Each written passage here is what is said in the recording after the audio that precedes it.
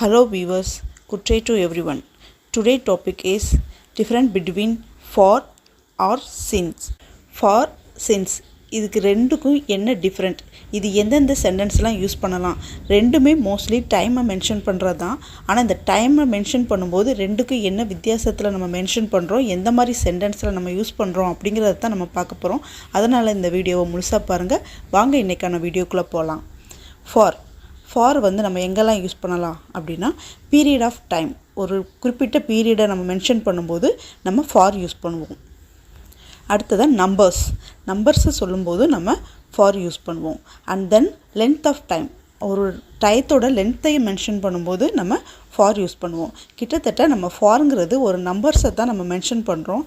அது எந்த மாதிரி நம்பர்ஸ் அப்படின்னு கேட்டால் அது டைமை மென்ஷன் பண்ணுற நம்பர்ஸாக தான் இருக்கும். சின்ஸ்லேயும் நம்ம டைமை தான் மென்ஷன் பண்ணுறோம். ஆனால் எந்த மாதிரி டைம் அப்படின்னு கேட்டால் ஸ்டார்டிங் பாயிண்ட். எந்த ஒரு வேலையும் இல்லை எந்த ஒரு நேரத்தில் நீங்கள் செஞ்சாலும் அதுக்கு ஒரு ஸ்டார்டிங் பாயிண்ட் இருக்கும். அந்த மாதிரி ஸ்டார்டிங் பாயிண்ட்டை நம்ம மென்ஷன் பண்ணும்போது, அதை பாயிண்ட் அவுட் பண்ணி சொல்லும்போது நம்ம சின்ஸ் யூஸ் பண்ணுறோம். பட் ஃபாருக்கு அப்படி கிடையாது. பீரியட் ஆஃப் டைமை தான் நம்ம மென்ஷன் பண்ணுறோம். ஆனால் இங்கே வந்து நம்ம ஸ்டார்டிங் பாயிண்ட்டை மென்ஷன் பண்ணுறோம். இது டைம் மட்டும் கிடையாது, டேட்டுக்கும் நம்ம இதை தான் மென்ஷன் பண்ணுறோம். இயரெல்லாம் பெரும்பாலும் நம்ம சின்ஸ் யூஸ் பண்ணி தான் பேசுவோம். பாயிண்ட் இன் த பாஸ்ட், அதாவது பாஸ்ட்டில் நடக்கிற விஷயங்களுக்கும் நம்ம இந்த சின்ஸ் யூஸ் பண்ணுறோம். மோஸ்ட்லி இயர்ஸ் எல்லாம் மென்ஷன் பண்ணி வர்றதுக்கு எல்லாமே நம்ம சின்ஸ் யூஸ் பண்ணுறோம். Specific point in the time, அதாவது ஒரு டயத்தை ஸ்பெசிஃபிக்காக சொல்லும்போது நம்ம சின்ஸ் யூஸ் பண்ணுறோம். நம்ம ஃபார் யூஸ் பண்ணும்போது பீரியட் ஆஃப் டைம்னு பார்த்தோம். சின்ஸ் யூஸ் பண்ணும்போது ஸ்பெசிஃபிக் அண்டு ஸ்டார்டிங் பாயிண்ட்டை தான் நம்ம சின்ஸ் யூஸ் பண்ணுறோம். இப்போ நம்ம எக்ஸாம்பிளோட பார்த்தலாம், இன்னும் ஈஸியாக புரியும். For, we have been talking for 30 minutes. நாங்கள் 30 நிமிடங்களாக பேசிக்கொண்டிருக்கிறோம் அப்படின்னு சொல்லும்போது ஃபார் யூஸ் பண்ணோம். 30 நிமிடங்களாக பேசிக்கொண்டிருக்கிறோம் அப்படின்னு சொல்லி ஒரு பீரியட் ஆஃப் டைமை தான் இங்கே மென்ஷன் பண்ணுது. இங்கே ஸ்டார்டிங் பாயிண்ட் எதையுமே நம்ம மென்ஷன் பண்ணுறதில்ல. அதனால் நம்ம இங்கே ஃபார் யூஸ் பண்ணுறோம். It has rain for a week, ஒரு வாரமாக மழை பெய்துள்ளது அப்படின்னு நம்ம சொல்லும்போது it has rain for a week அப்படின்னு நம்ம சொல்கிறோம். இங்கே ஒரு வாரமாக மழை பெய்யுதுன்னு சொல்லி ஒரு குறிப்பிட்ட பீரியட் ஆஃப் டைமை தான் நம்ம சொல்லியிருக்கோம். Because of length of time. I have train for a 2 months.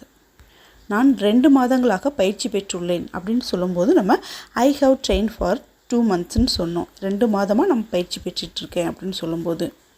இப்போ சின்ஸுக்கான எக்ஸாம்பிள் பார்க்கலாம். He has been living in Paris since 2008.